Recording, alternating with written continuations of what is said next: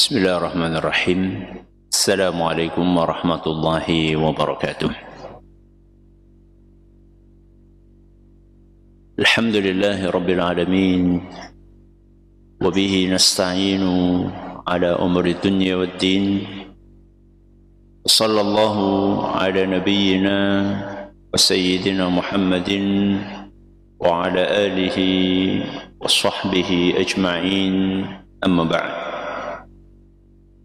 Kita panjatkan puja dan puji syukur kehadirat Allah Subhanahu wa taala.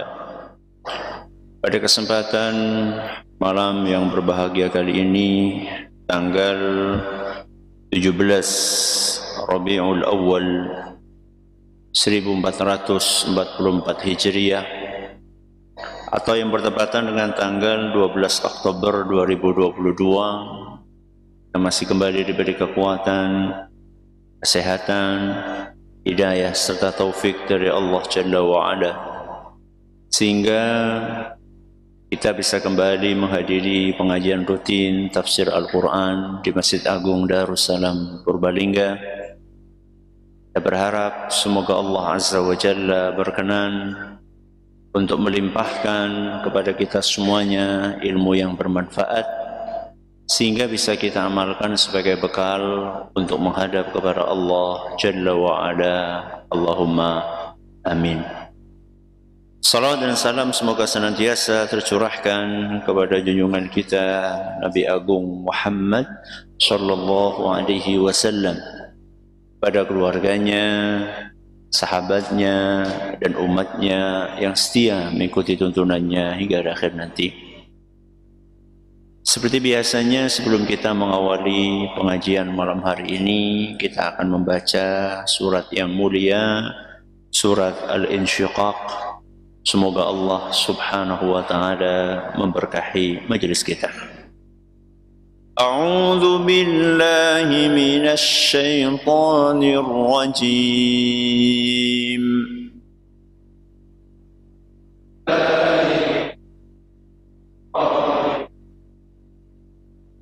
Bismillahirrahmanirrahim.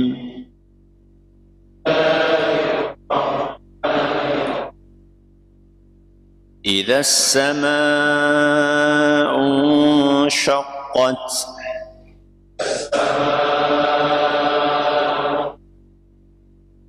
وأذنت لربها وحقت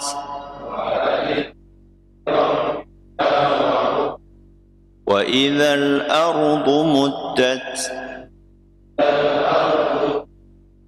وألقت ما فيها وتخلت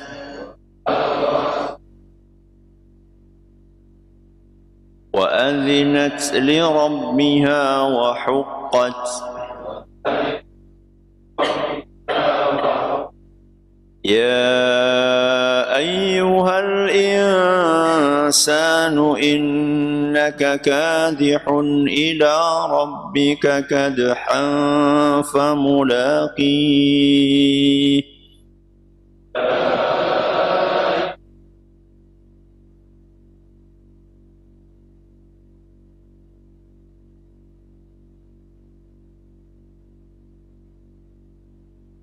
فأما من أوتي كتابه بيمينه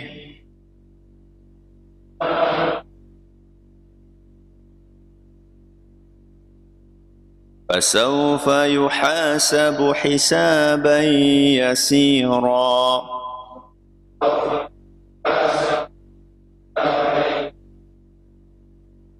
وينقلب إلى أهله مسرورا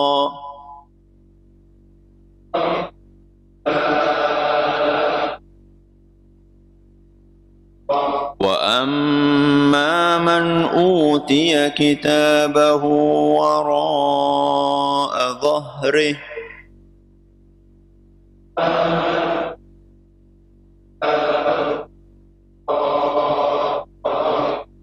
فسوف يدعو ثبورا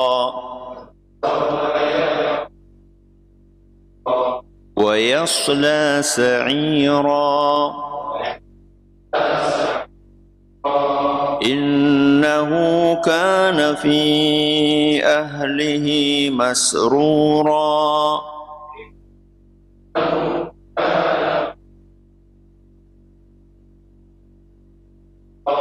إنه ظن أن لن يحور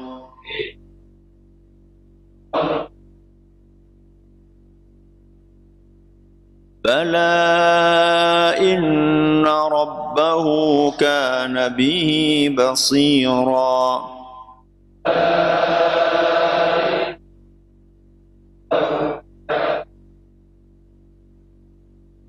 فلا أقسم بالشفق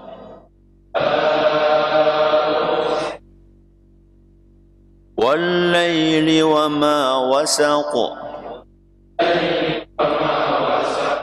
والقمر إذا اتسق لتركبن طبقا عن طبق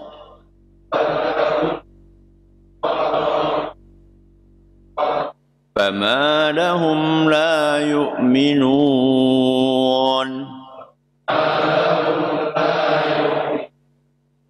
وإذا قرئ عليهم القرآن لا يسجدون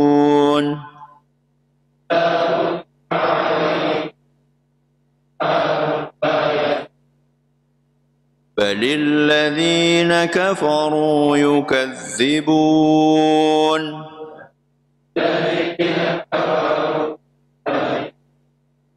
والله أعلم بما يوعون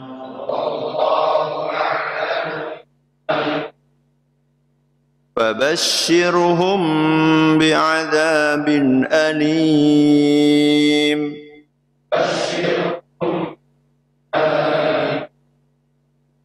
إلا الذين آمنوا وعملوا الصالحات لهم أجر غير ممنون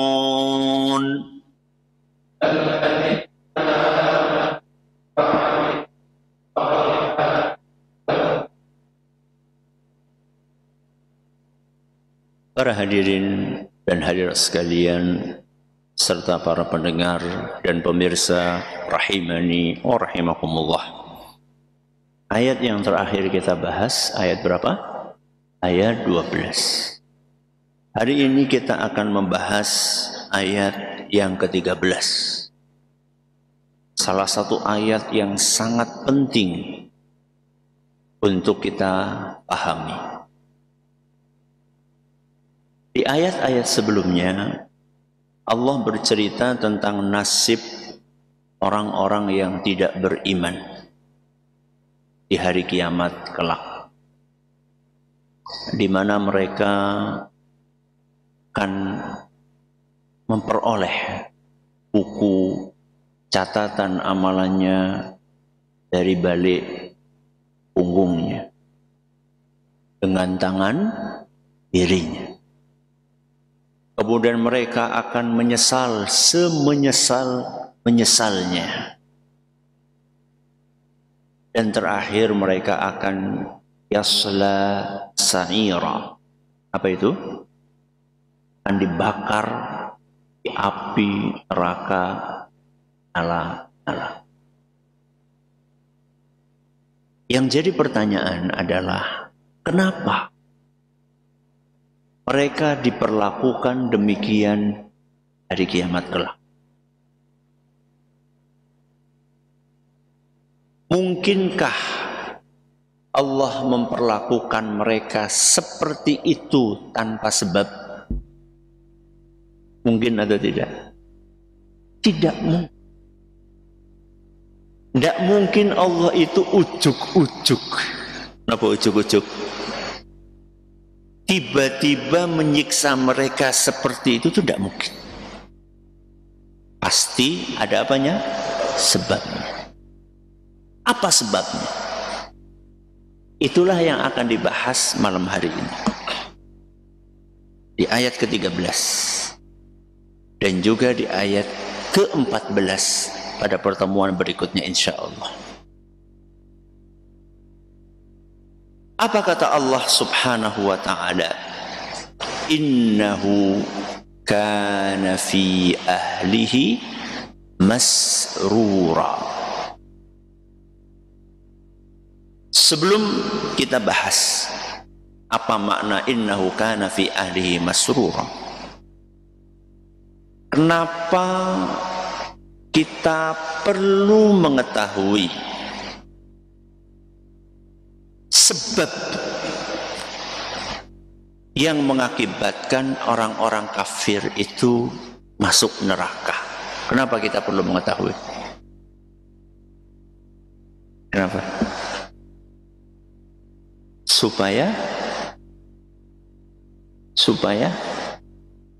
kita mengambil pelajaran.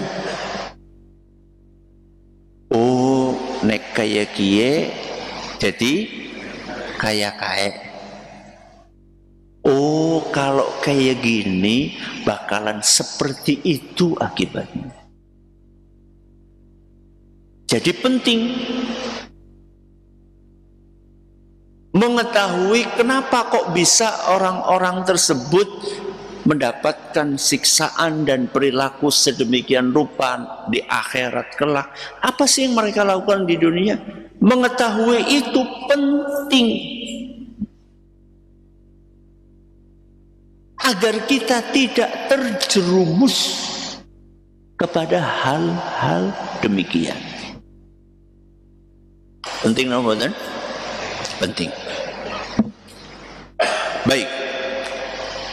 Apa kata Allah Azza wa Jalla? Innahu kana fi ahlihi masrura. Mereka, dia, sinten? Orang kafir, orang yang tidak beriman. Dahulu niku kapan?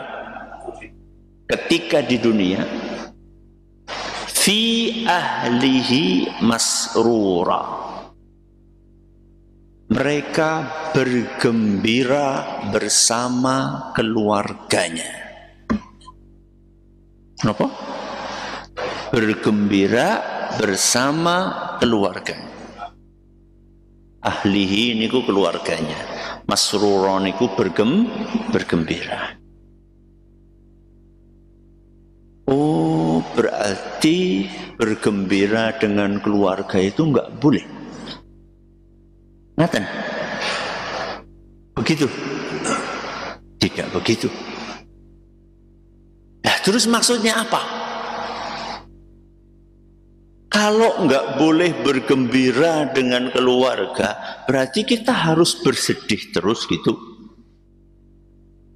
Berarti dina-dina kudu nangis terus, kudu besengut terus, rolih nopo seneng gitu.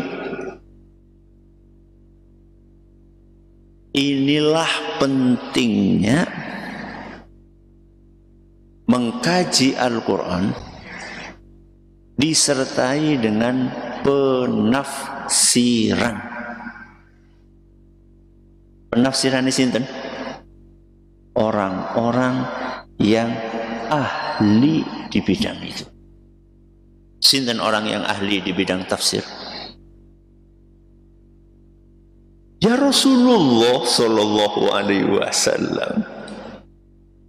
Terus para sahabat, terus para tabi'in, terus para tabi'ut tabi'in, terus para ulama-ulama yang setia mengikuti jejak mereka. Penting. Maka jangan terpengaruh dengan orang-orang yang mengatakan wah ndak perlu tafsir. Quran gari dibuka ke Quran terjemahan wis akeh. Gari maca napa? Terjemahane tok. Bahkan sampai ada sebagian orang membakar kitab tafsir.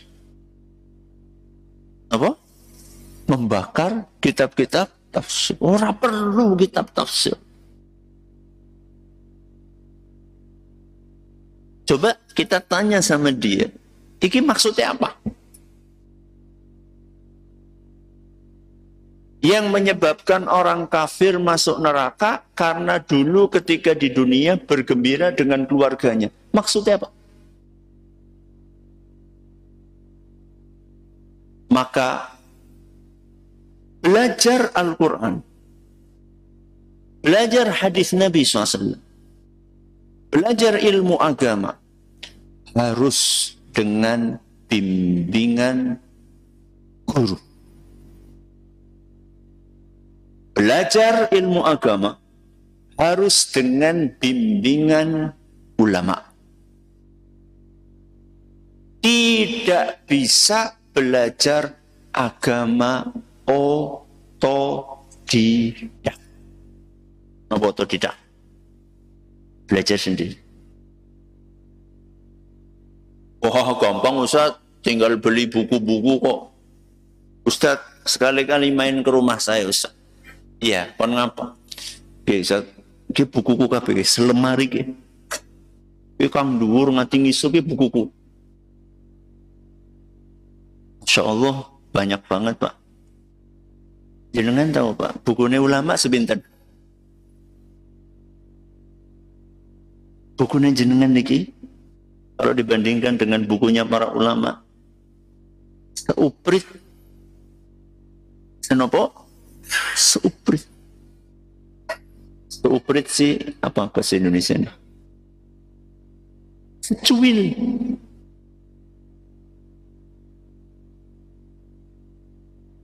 Gak bisa belajar otodidak, belajar agama otodidak gak bisa. Berarti gak boleh baca buku, boleh.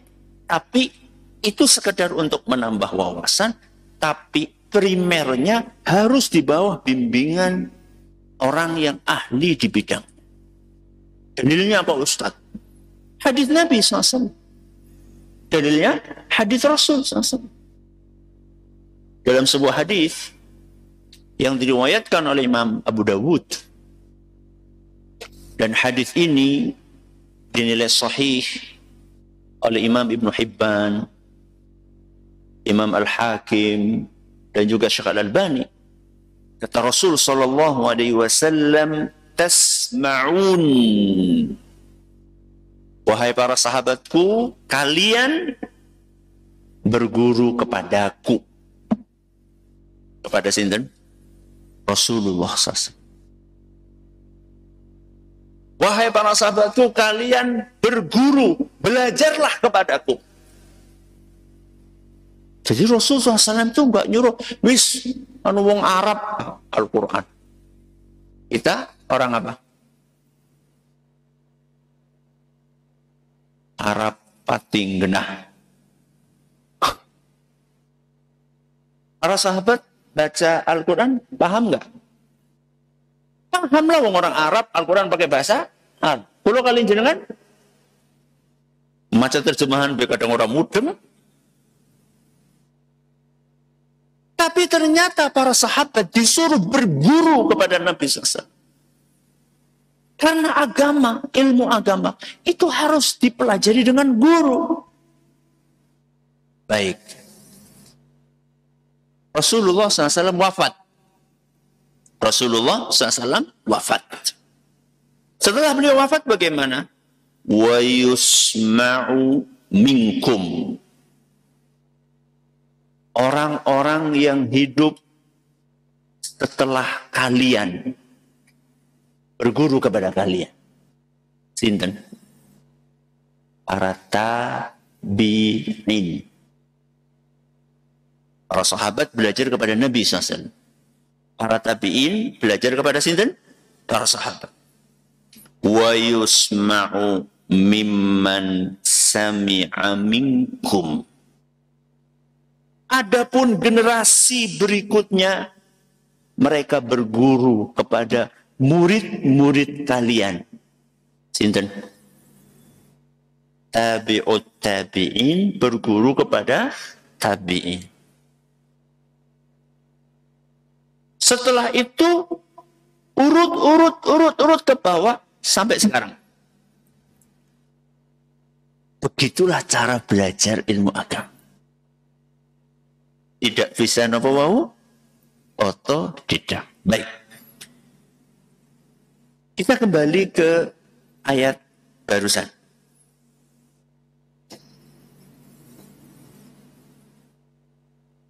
Belajar sebelum kita bahas, ini penting masalahnya, ini prinsip ya. Belajar tafsir pakai guru itu untungnya apa sih? Untungnya apa? Boten mumet. Untungnya boten apa? Mumet. Kenapa? Karena gurunya sing mumet.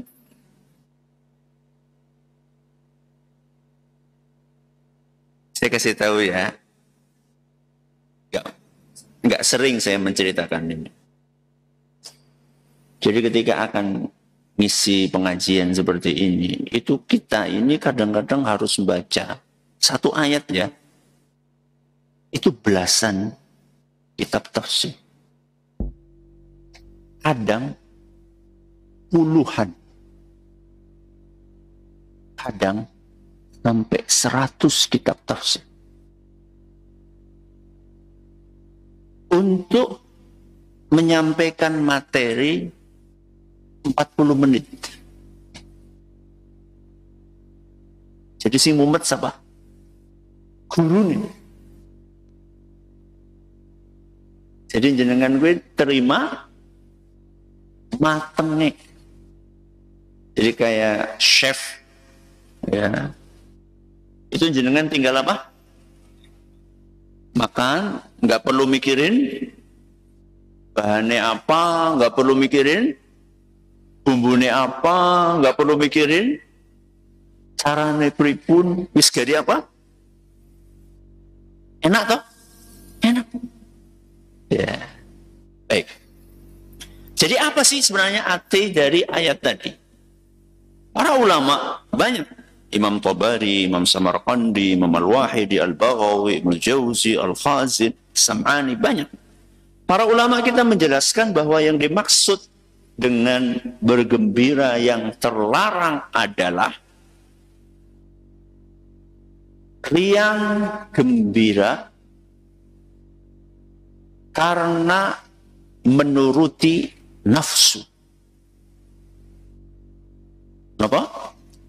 Riang gembira karena menuruti nafsu dan tidak peduli dengan aturan agama. Coba diulangi. Nopo yang nggak boleh? Riang gembira karena menuruti nafsu dan tidak peduli dengan aturan agama. Nah, orang-orang kafir itu ketika di dunianya mereka kelihatan gembira, kelihatan sukaria karena mereka menuruti apapun keinginan nafsunya. Gak peduli aturan agama. Apa kata mereka? Hidup kan cuma sekali. Hidup kan cuma sekali. Mendingan buat happy-happy. Na'udzubillah min dzalik. Persetan halal haram. Karena mereka merasa bebas, itulah kelihatan kayak orang gembira. Apa mereka peduli subuh-subuh tangi? Gak peduli. Wong malamnya begadang kok. Malamnya begadang, happy-happy, pesta sana, pesta sini. Kapan tangine? Jam 09.00. Gak peduli subuh. Apakah mereka peduli dengan kesucian dirinya? Apakah mereka peduli dengan aturan Islam yang membatasi hubungan biologis hanya dengan pasangan yang sah? Mereka ijolan biasa. Napa? Ijolan. Gantian sama temennya. Nyong nyicipi ngene, kok nyicipi ngene nyong. Itu biasa. Mirip apa? Mirip binatang.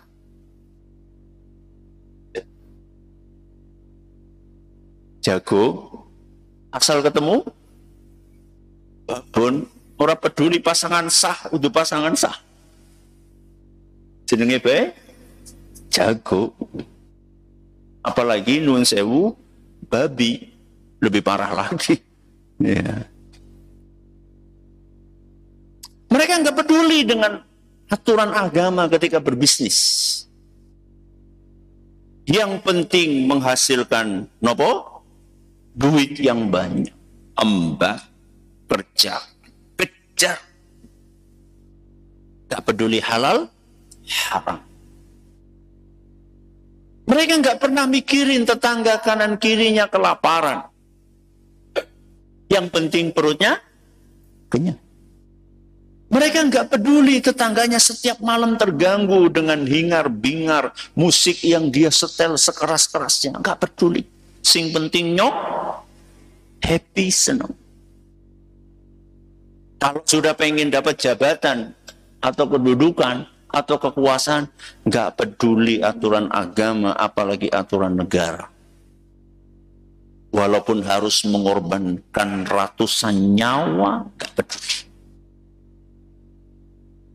Walaupun harus memfitnah, menjatuhkan, bahkan memenjarakan lawan politiknya, enggak peduli. Hanya bocah cilik. Jenengan ingat enggak ketika masih kecil dulu? Mainan. Kemudian merasa kalah. Apa yang jenengan lakukan? Marah. Belum selesai, sudah ada tanda-tanda nopo?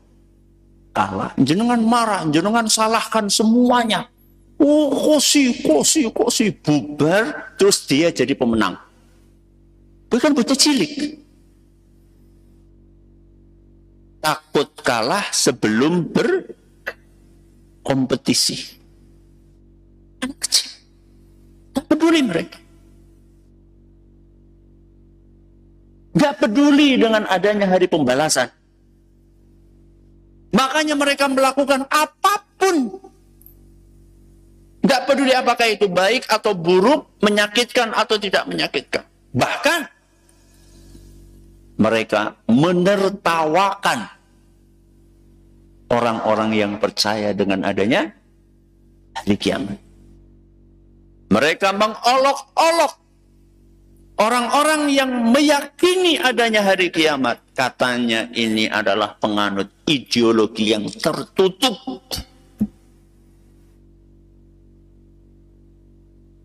Mereka mengatakan ini adalah peramal masa depan.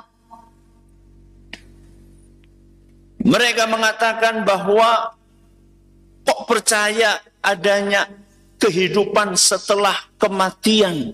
Apakah mereka pernah mengalami sendiri dan melihatnya? Oh, berarti kudu percaya. Nenek bisa apa? Deleng gue. Oh, jenengan sih punya akal apa enggak? Dia punya.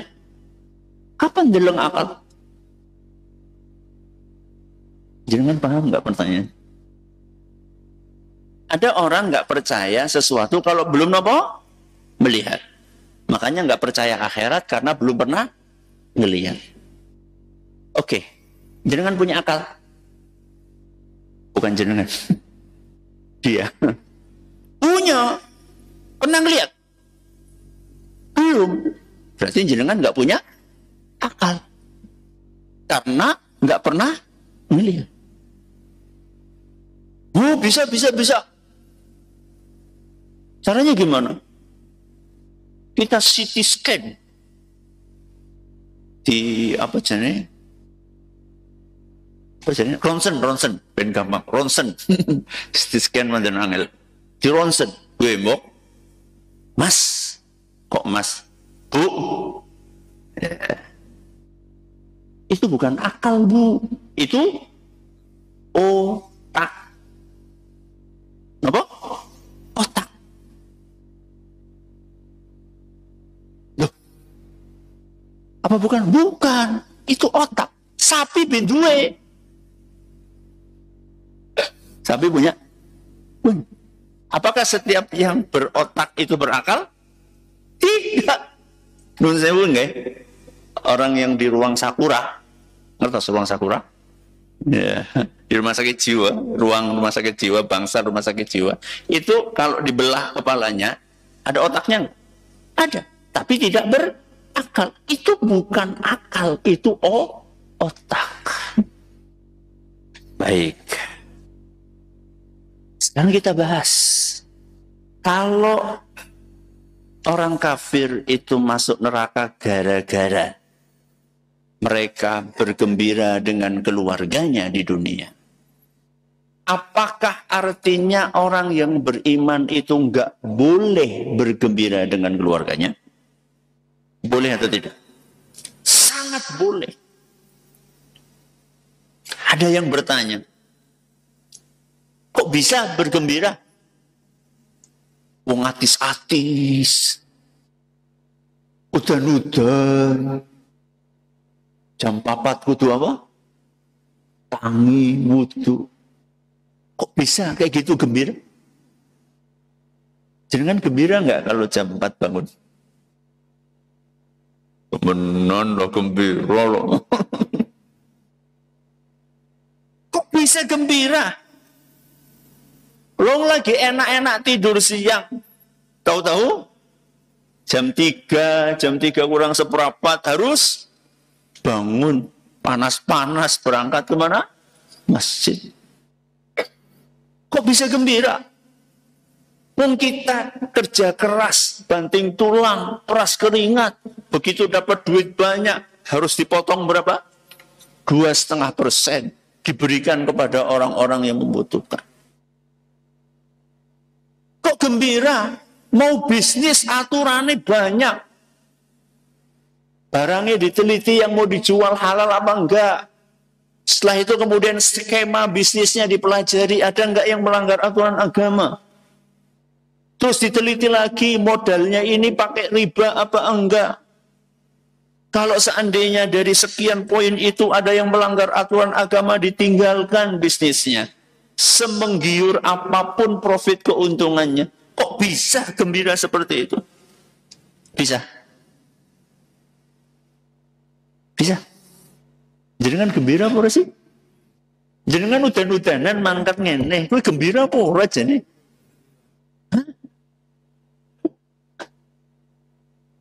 Orang yang beriman itu yang dia kejar bukan hanya kegembiraan casing. Casing siapa? Luar.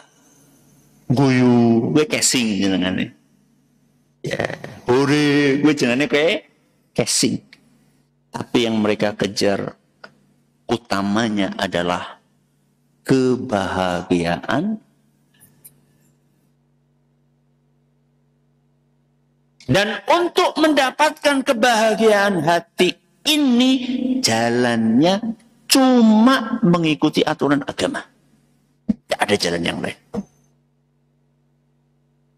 Apa kata Allah Azza wa Jalla dalam surat Ar-Ra'd ayat 28? Ala bizikrillahi tatma'innul qulub. Hati akan tenang. Hati akan bahagia hanya dengan mengikuti aturan Allah. Kalau nggak ikut aturan Allah bagaimana? Waman a'rada an dzikri. Barang siapa yang nggak peduli dengan aturan Allah, fa inna lahu ma'isyatan dhanka. Pasti hidupnya akan sempit. akan gelisah, tidak akan tenang. Itu Allah sampaikan dalam surat Thaha ayat 124. Kata siapa nggak tenang Ustaz? Kayak guyut terus, ketawa terus. Oh, berarti tertawa itu pertanda bahagia. Berarti sing paling bahagia sinten? Wong sutris. Wong sutris kan guyu terus. Berarti dia paling bahagia gitu. Jenengan lebih percaya apa kata Allah, apa kata mereka? Ya kata Allah. Jenengan tahu raja pop dunia. Raja pop dunia. Tahu? Tidak tahu. Alhamdulillah. Kurang apa? Duit punya. Rumah mewah punya. Kendaraan, tenar, terkenal di mana-mana.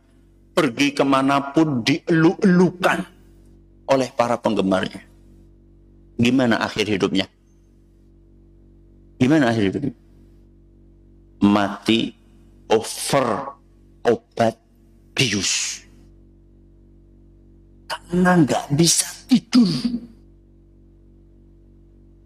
Kata dokternya, awal pertama nggak bisa tidur, suruh minum obat tidur. Biar bisa apa? Tidur. Lama-lama dosisnya nggak mempan. Dinaikkan apa? Dosisnya. Lama-lama nggak mempan lagi, dinaikkan sampai full. Dosis obat tidur tertinggi nggak bisa membuat dia tidur. Maka diapain? Suntik bius. Dosis terendah supaya bisa tidur. Lama-lama nggak mempan, dinaikkan dosisnya. Bisa tidur. Lama-lama nggak mempan. Sampai dosis tertinggi, mati. Saya tanya sama jenengan, jenengan bisa tidur? Lagi pengajian dia turun. Astagfirullah. Kudu gue maksudnya.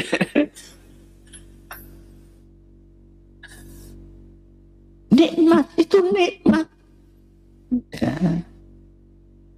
Saya tutup dengan kisah Imam Ibnu Hajar Al-Asqalani. Imam Ibnu Hajar, seorang ulama besar abad ke-8 Hijriah. Karena kejujurannya, karena keilmuannya, karena keadilannya diangkat oleh pemerintah saat itu untuk menjadi hakim agung. Apa? Hakim agung. Hakim agung dapat fasilitas dari negara. Pakaiannya indah, kendaraannya bagus, selalu di apa? Kawal. Suatu hari beliau lagi berangkat dari rumah atau dari kantor mau pulang ke rumah. Dengan pakaian bagus, kendaraan bagus, dikawal dengan banyak ajudan. Lewat pasar. Ujuk-ujuk dicegat sama orang Yahudi. Orang Yahudinya ini tukang minyak. Bakul nopo? Minyak. Kotor, lusuh, miskin. Dicegat sama orang Yahudi itu. Wahai imam, kata Nabi kalian. Orang Yahudi ngerti juga ini. Kata Nabi kalian, hadis riwayat Muslim. Dunia sijnul mu'min wa jannatul kafir. Dunia itu adalah penjaranya orang beriman dan surganya orang kafir. Dunia itu penjaranya orang yang beriman, surganya orang kafir. Ini benar apa orang sih?